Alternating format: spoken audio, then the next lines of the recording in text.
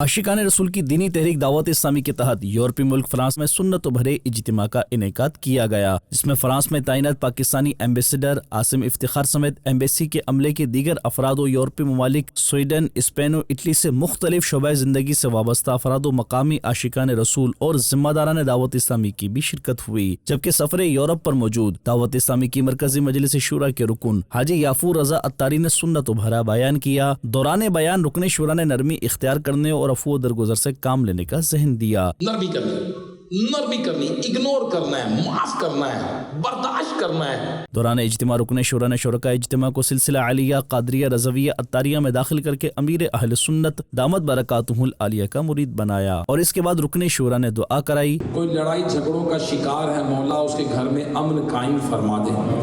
اگر کوئی رشتوں کے انتظار میں نیک رشتے عطا فرما، کوئی اولاد کا طلبگار ہے، مولا اس پر بھی نظر فرما دے۔ اختتام پر صلاۃ و سلام بھی پڑھا گیا۔ السلام یا نبی، السلام یا نبی۔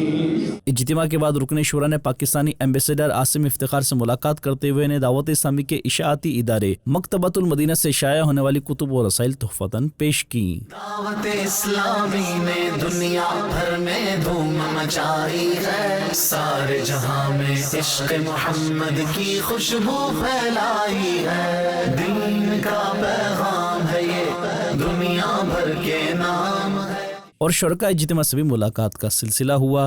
دین کا پیغام ہے یہ، دنیا بھر کے نام ہے، عاشقان مصطفیٰ دنیا میں کہلانے لگے، عاشقان مصطفیٰ دنیا میں کہلانے لگے، جام آقا کی محبت کا پلایا ہے ہمیں، دعوت اسلامی نے دنیا بھر میں دھوم مچائی ہے۔ اجتماع کے بعد رکن شورا کی پاکستانی ایمبیسڈر عاصم افتخار سے ملاقات کے دوران انہیں دعوت اسلامی کے دینی و فلاحی کاموں سے متعلق رکن شورا نے آگاہی دی۔